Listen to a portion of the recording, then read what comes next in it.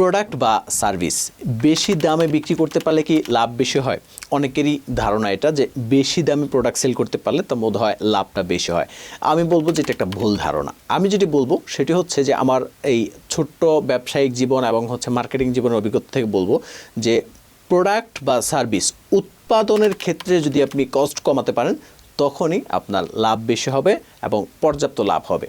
সেটি কীভাবে একটু যদি বুঝিয়ে বলি, দেখুন একই ধরনের প্রোডাক্ট যেটি বাজারে 100 টাকা বিক্রি হচ্ছে, একই মানের প্রোডাক্ট কিন্তু আপনি 110 টাকাতে সেল করতে পারলে হয়তো কিছুটা সেল করতে পারবেন, প্রক্ষান্তরে আপনার সেল ডাউন হয়ে যাবে যখন জানতে পারবে যে একই মান একই ধরনের প্রোডাক্ট আর 100 টাকায় পাওয়া যাচ্ছে। তাহলে কি করতে হবে? আপনাকে 100 টাকায় বিক্রি করতে হবে, প্রয়োজনে আপনি 99 টাকায় সেটাকে বিক্রি করতে পারেন, কিন্তু কস্টটা কমায় আনতে হবে।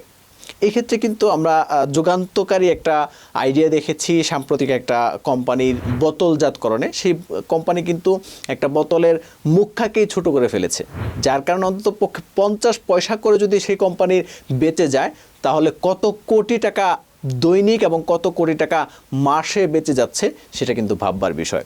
সুতরাং যেটি করতে হবে যে আপনার প্রোডাক্ট বেশি দামে সেল না করার চিন্তা করে বরঞ্চ অন্যের দামের চাইতে কিছুটা হলেও অন্তত কমে বা ছাড়ে বিক্রি করতে পারেন, কিন্তু উৎপাদনের ক্ষেত্রে মনে রাখতে হবে যতভাবে সম্ভব, যে কোনোভাবে সম্ভব আপনার প্রোডাক্ট উৎপাদনের ক্ষেত্রে কমাতে হবে কস্ট। তাহলে কিন্তু আপনি লাভবান হতে পারবেন এবং আপনার ব্যবসাকে সাস্টেনেবল করতে পারবেন।